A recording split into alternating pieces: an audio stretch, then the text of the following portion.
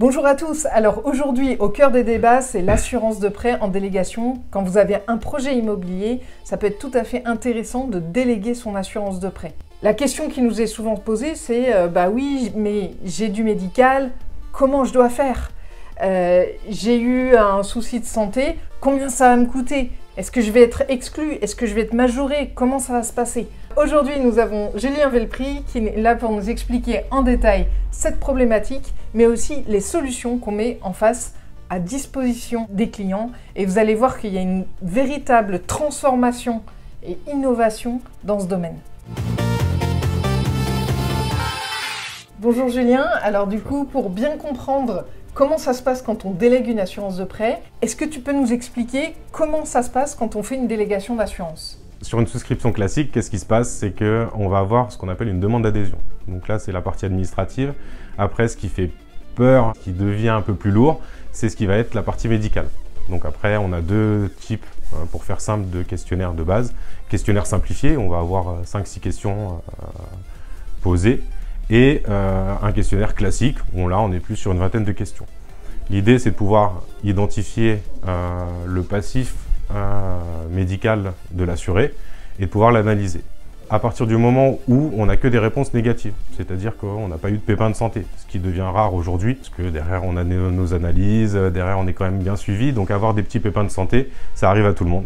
C'est pas dramatique, par contre ça nécessite une analyse. Donc ça remonte chez l'assureur va étudier le dossier, et là il peut y avoir plusieurs solutions. Soit c'est vraiment des petits bobos, donc ça nous permet de prendre une décision, ça permet à l'assureur de prendre une décision et d'accepter ou de majorer le tarif en disant le tarif de base qu'on vous a donné ne tient pas assez compte des risques que vous présentez, du coup on va revoir le tarif et parce que ça peut être combiné à une majoration, une exclusion.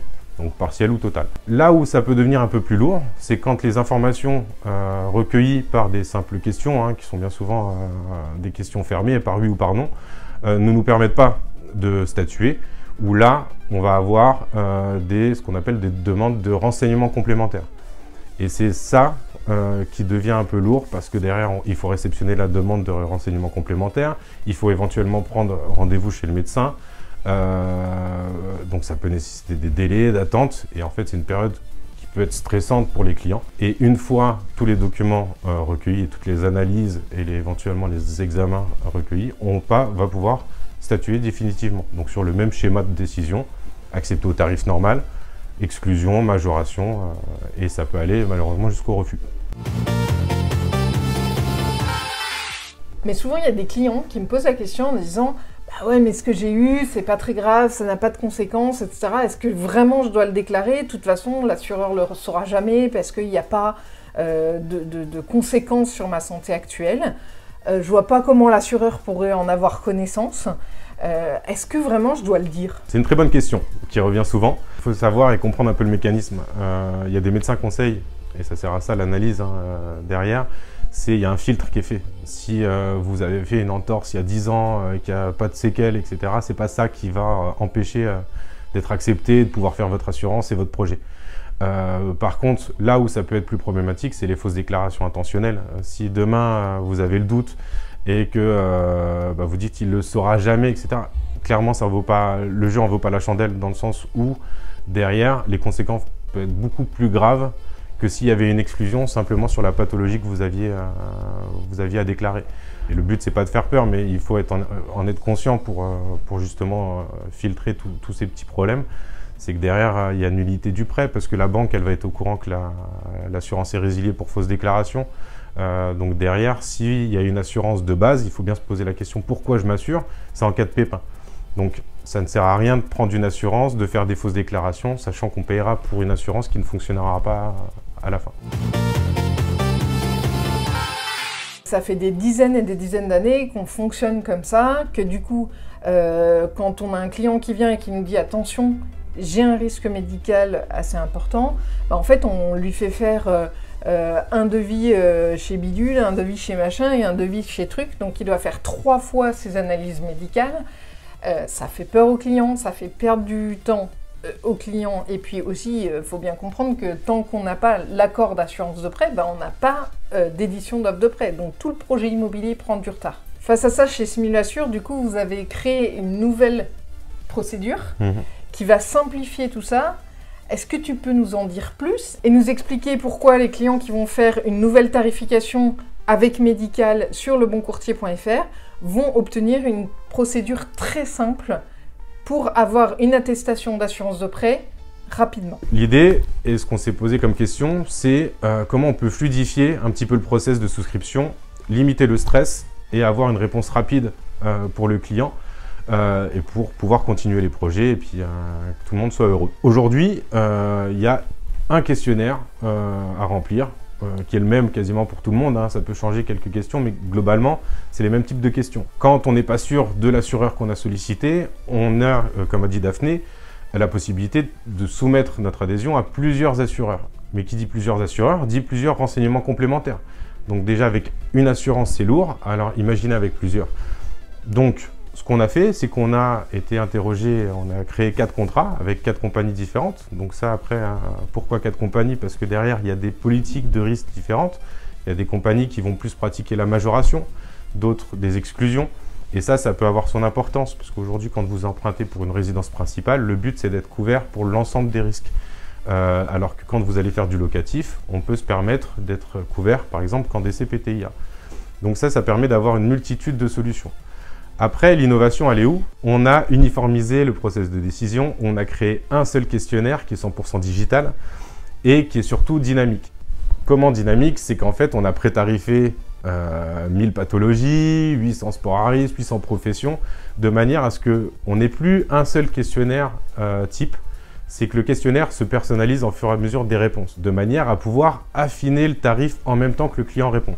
Le but en affinant ce tarif au maximum, c'est que dans la grande majorité des cas, on ait une réponse et un retour immédiat sur le tarif et le niveau de couverture.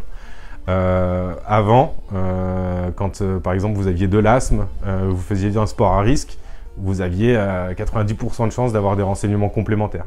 Aujourd'hui, avec ce process, vous aurez votre tarif sans avoir à remplir un questionnaire supplémentaire sur votre sport à risque, sans avoir à aller retourner voir votre médecin généraliste pour avoir un rapport médical sur votre niveau d'asthme.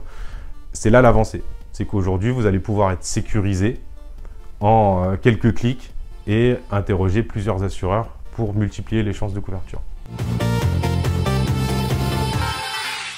Comme à chaque fois, maintenant, nous allons aborder la catégorie astuces. Et donc, tu vas nous expliquer, dans le cas d'une reprise, comment est-ce qu'on peut aussi réduire les formalités médicales pour avoir une réponse au plus vite et la moins chère possible. Alors oui, il y a d'autres innovations. On se pose toujours la question en disant voilà, comment on peut encore plus fluidifier et faciliter l'accès à l'assurance en délégation. On a aussi des astuces et ce qu'on appelle des coupe-circuits. Alors c'est un mot barbare qui veut simplement dire qu'aujourd'hui, sur certains contrats, dans le cadre d'une reprise, donc c'est-à-dire d'un changement d'assurance en cours de prêt, on a des process de sélection médicale qui sont très largement simplifiés. À partir du moment où votre prêt a moins de 5 ans, que vous n'avez pas fait l'objet d'exclusion majoration sur votre contrat initial, que vous n'êtes pas en arrêt de travail et que vous n'avez pas eu de gros arrêts de travail de plus de 21 jours ces 5 dernières années, on va pouvoir reprendre votre contrat dans les mêmes conditions, avec le tarif donc plus avantageux, sans formalité médicale. Donc voilà, vous l'aurez compris, qu'il y a plein de solutions, même si vous avez du médical, pour aller vite, pour faire des économies, sans pour autant avoir 10 000 examens médicaux à faire. Donc vraiment, ça vaut le coup. De toute façon, il faut comprendre que quand vous faites une demande de devis avec Médical, c'est sans engagement et c'est entièrement gratuit. Donc je vous remets le lien en dessous pour faire directement sur le site leboncourtier.fr une simulation avec Médical. Vous accéderez à votre espace personnel et ça vous donnera la possibilité de remplir directement ce fameux questionnaire dynamique qui vous permet directement, dans la plupart des cas, d'avoir un retour et le cas échéant de faire un dossier et d'avoir le résultat de 4 assureurs différents sur votre dossier en particulier. Vous pourrez comme ça choisir le plus avantageux pour vous, soit en termes de coût, soit en termes de garantie. Et ça, c'est sans engagement. Donc vous pouvez faire une demande, ça ne vous coûte rien. Et si c'est OK pour vous, vous n'avez plus qu'à souscrire en ligne et vous aurez votre attestation d'assurance à transférer directement à votre banquier et c'est ce qu'il attend pour sortir votre offre de prêt. Si vous aussi vous souhaitez être mis au courant de toutes nos astuces sur les assurances, n'hésitez pas à vous abonner à notre chaîne YouTube et appuyer sur la petite cloche pour être prévenu de nos futures vidéos.